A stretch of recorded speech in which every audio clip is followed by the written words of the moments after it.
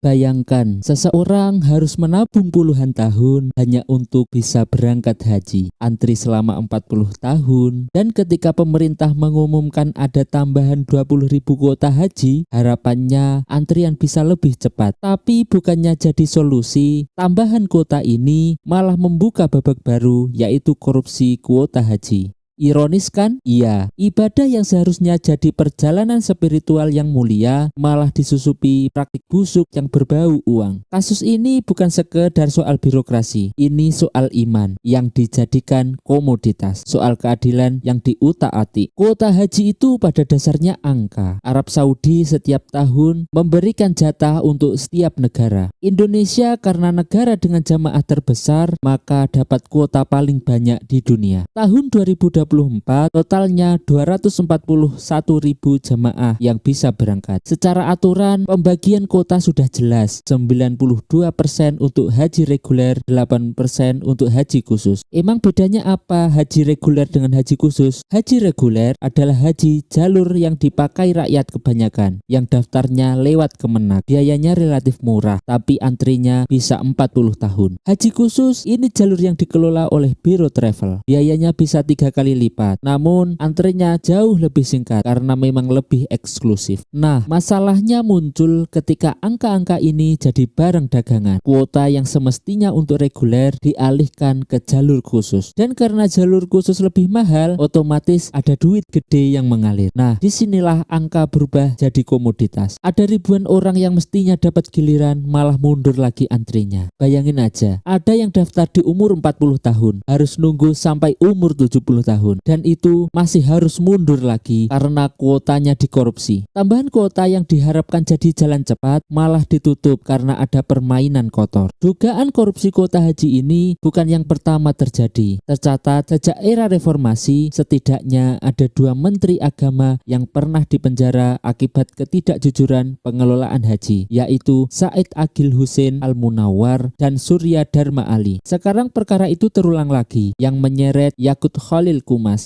Kita bahas satu persatu. Yang pertama, Said Agil Hussein Al-Munawar. Said Agil adalah mantan Menteri Agama Kabinet Gotong Royong era Presiden Megawati Soekarno Putri. Dia divonis bersalah oleh Majelis Hakim Pengadilan Negeri Jakarta Pusat terkait kasus korupsi dana abadi umat atau DAU dan dana Badan Penyelenggaraan Ibadah Haji atau BPIH di lingkungan Departemen Agama. Dia diduga menerima uang sebesar 4,5 miliar rupiah dari kedua sumber tersebut. Dia tidak mengaku telah melakukan korupsi dan menyebut uang yang diterimanya sebagai uang lelah. Ia pun mendalihkan alasannya berdasarkan pada keputusan Presiden nomor 22 tahun 2001 tentang pengelolaan DAU dan BPIH. Belakangan, setelah menyatakan tidak terima atas keputusan Pengadilan Negeri Jakarta Pusat, Mahkamah Agung justru menguatkan putusan itu. Said Agil dijatuhi vonis 5 tahun penjara dan denda 200 juta dan diwajibkan membayar uang pengganti kerugian negara sebesar 2 miliar rupiah. Padahal dia seorang akademisi, seorang guru besar tafsir hadis di salah satu universitas Islam negeri yang sangat terkenal. Betapa mirisnya seseorang yang begitu dekat dengan ilmu dan agama namun jauh dari ketakwaan. Yang kedua, Surya Dharma Ali. Surya Dharma Ali divonis bersalah dalam kasus korupsi dana penyelenggaraan ibadah haji tahun 2010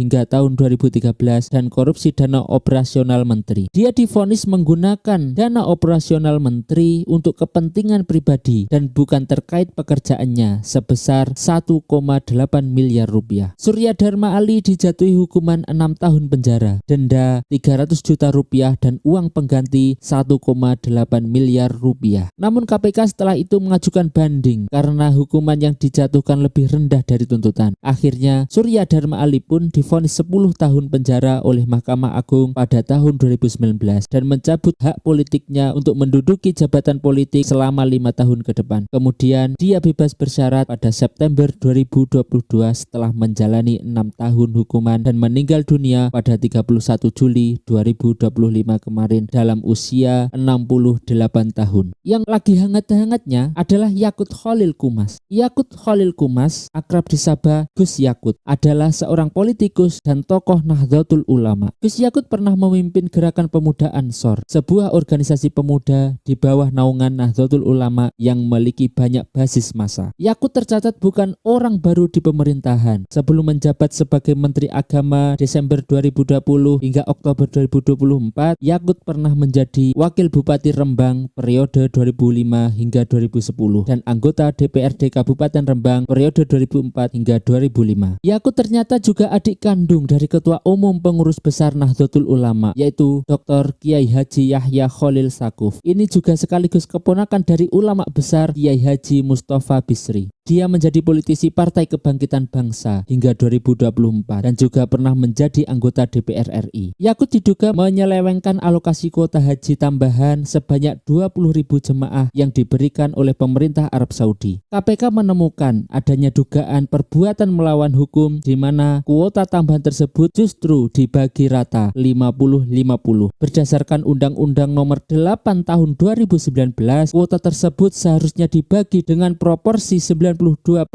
untuk haji reguler dan 8% untuk haji khusus. Kebijakan inilah yang diduga menjadi sumber kerugian negara. Potensi kerugian negara dari kasus ini lebih dari 1 triliun rupiah menurut perhitungan awal KPK dan BPK. Yang menarik dari kasus Yakut ini adalah terlibatnya sebuah organisasi keagamaan terbesar di Indonesia, yaitu Nahdlatul Ulama. Diduga ada aliran dana yang masuk ke beberapa petinggi Nahdlatul Ulama. Sampai video ini dibuat, belum ada penetapan resmi dari KPK. Siapa tersangkanya, siapa saja yang terlibat, belum jelas. Skandal kuota haji ini bikin geleng-geleng, di mana yang seharusnya buat ibadah suci malah dijadikan lahan bisnis. Yang bikin miris, kasus ini bukan sekedar soal uang, tapi soal moralitas. Haji itu ibadah yang dianggap puncak kesalehan seorang muslim. Kalau sampai ibadah itu diperdagangkan, berarti moral pejabat yang terlibat sudah karatan parah. Bagaimana mungkin orang yang setiap hari bicara agama malah menjadikan agama sebagai komoditas? Bukankah Rasulullah pernah bersabda bahwa pengkhianat umat akan mendapatkan azab yang berat? Dalam perspektif etika, kasus ini menunjukkan kemunafikan struktural di luar seolah religius, di dalam penuh transaksi gelap. Korupsi kuota haji bukan cuma soal uang, tapi soal merendahkan nilai ibadah. Haji yang seharusnya jadi simbol kesucian dan pengorbanan, tapi gara-gara kuota dijual belikan, ibadah ini jadi kayak tiket konser VIP. Siapa yang membayar lebih mahal bisa masuk lebih cepat. Kalau dipikir lebih jauh, ini mengingatkan kita pada kritik Nabi Muhammad SAW terhadap para pedagang agama di masa jahiliyah yang menjadikan Ka'bah sebagai pusat bisnis, bukan pusat ibadah. Dari sisi spiritual, kasus ini adalah tamparan keras. Agama yang mestinya jadi jalan menuju Allah malah dijadikan komoditas rente. Kasus ini harus jadi cermin besar buat bangsa. Haji bukan soal jalan-jalan ke Mekah, tapi ibadah suci yang penuh makna. Kalau ibadah kayak gini aja bisa dikorupsi, berarti kita sudah sampai di titik krisis moral yang sangat serius. Pejabat harus sadar bahwa jabatan itu amanah, bukan ladang bisnis. Umat harus kritis, jangan gampang percaya dengan tokoh maupun simbol-simbol agama.